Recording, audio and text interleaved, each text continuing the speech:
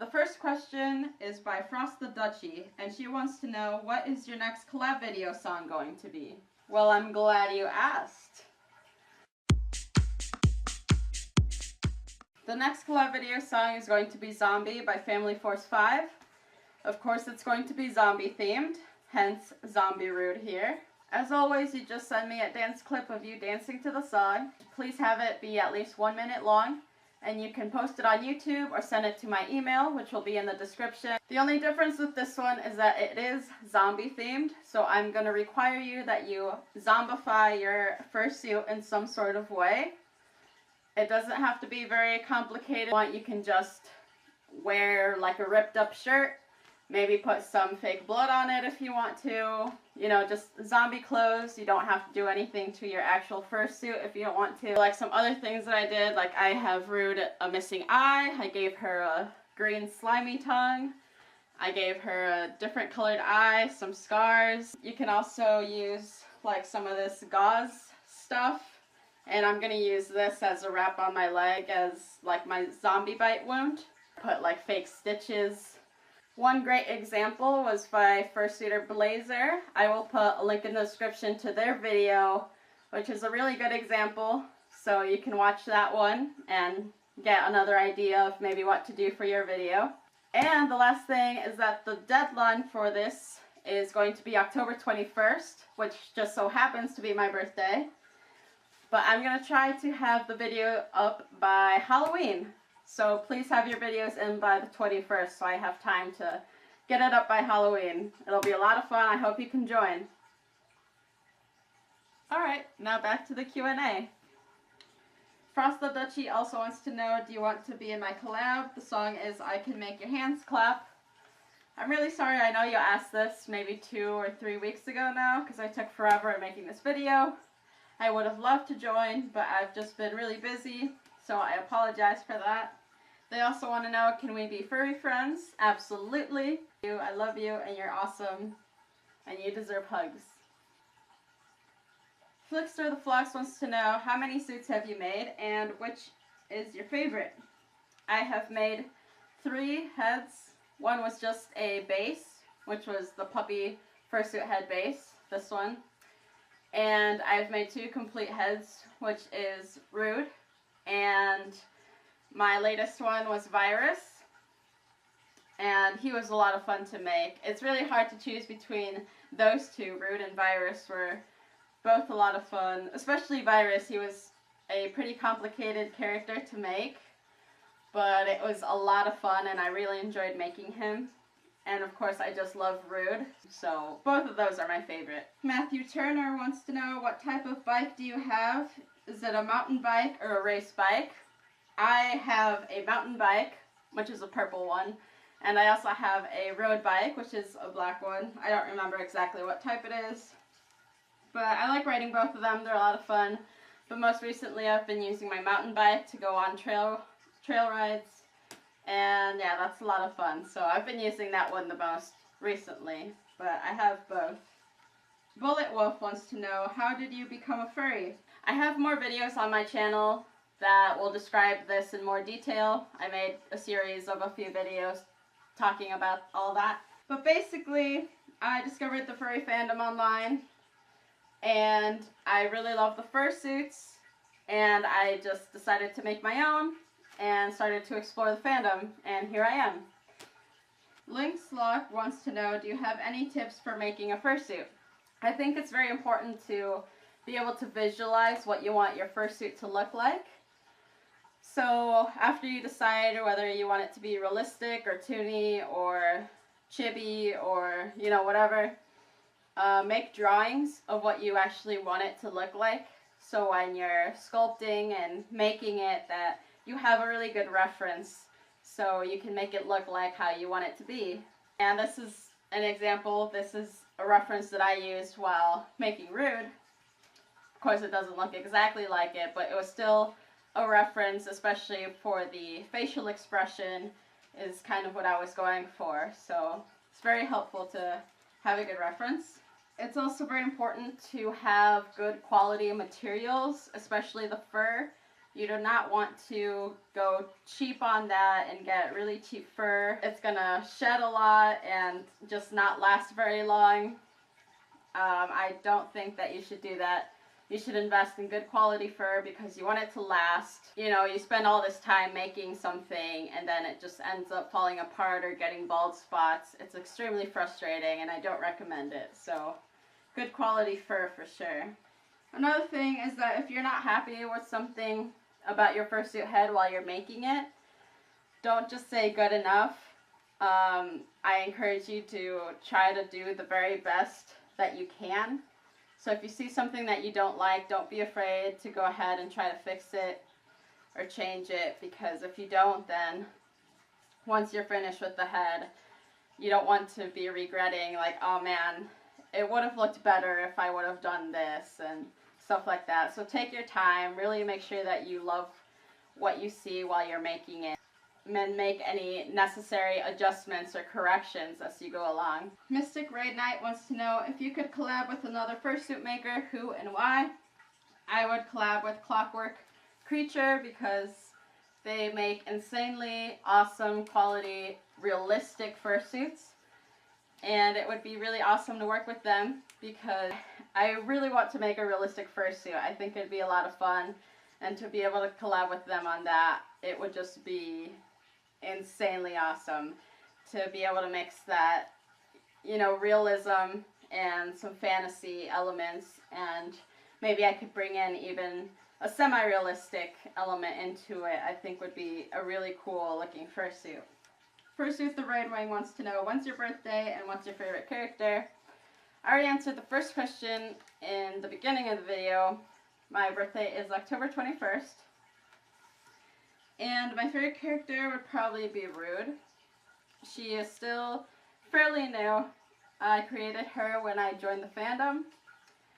And when I first created her, you know, it was just her physical appearance and kind of what she's supposed to represent to me, which is my spiritual strength. But other than that, I didn't really know what I wanted her to be like. And as I made her fursuit and as I have been able to make her character come to life, I have been discovering, you know, what Rood really is like, her personality, what she likes, what she doesn't like. So it's been a lot of fun because, you know, as you guys have been learning more about Rood, I've been learning more about Rood myself. Mr. Somers wants to know, is there any way I can commission you for a fursuit? You can email me or send me a message on Facebook. You are welcome to get a quote from me anytime. I am not currently open for commissions though, because I'm going to be taking a little bit of a break. I need a little bit of a breather and try to focus a little more on these videos that I want to make. So I want a little bit more free time. But I will be opening commissions again sometime soon. But I'll let you know when I open for commissions again. And like I said, you're welcome to get a quote from me at any time. Sage Frost wants to know, what's your favorite book? And if you could go to any convention in the US, which would you pick? My favorite book series is Warriors. I didn't keep up with all of them because Aaron Hunter made so many, but I really love reading that series, especially the first few books with Firestar were really cool. I really love reading them. And for, if I could go to any convention, I'd say Comic-Con. That would be a lot of fun. I really hope that I can go one day. And as far as the furry convention, Anthrocon, of course, that would be a lot of fun. I really hope I can go to that one as well. Beat the Circle asks, what made you confident in making your own suit? Because I plan on having mine early next year. I mean, I guess I didn't really know how it would turn out if I decided to make a fursuit. But I was pretty confident in my artistic abilities.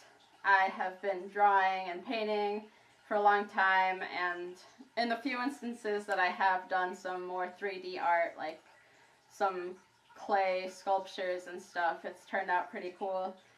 So I was pretty confident that I could do a decent job, and especially seeing examples of people making fursuits, and some of them were kind of not so good and some were pretty decent.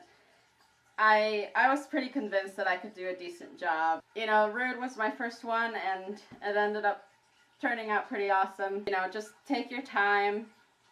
You know, make sure that you fix things along the way that you don't really like I said earlier, and it'll turn out alright in the end. Dreads Raccoon wants to know, how did you get into drawing art? I've been drawing all my life since I can remember, but specifically furry art. I guess it started in high school with my love of werewolves, and then just from online looking at other anthropomorphic artwork, I started getting into, you know, anthro art. And as I discovered the furry fandom, you know, I started drawing a little bit of furry art as well. And then, of course, when I started getting commissions for them, that's when I really started doing more furry artwork. Wolfie Wolf wants to know, what things do you like to do every Fursuit Friday? Well, of course I like taking pictures for Fursuit Friday and sharing them with people because it's a lot of fun. And of course it's a lot of fun to show off, you know, some artwork that you made. So that's what I like to do. I don't really do anything else specifically except dance around or something.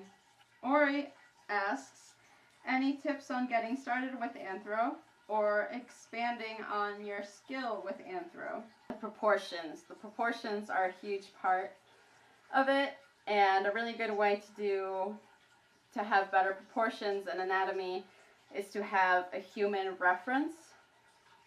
You can find a picture online of the pose that you're trying to make for your character, and you can turn that into, you know, a chibi drawing or whatever, but just having those kind of proportions and the pose itself really helps. I like taking pictures of myself, or I'll have my brother make a pose for me and I'll take a picture of him.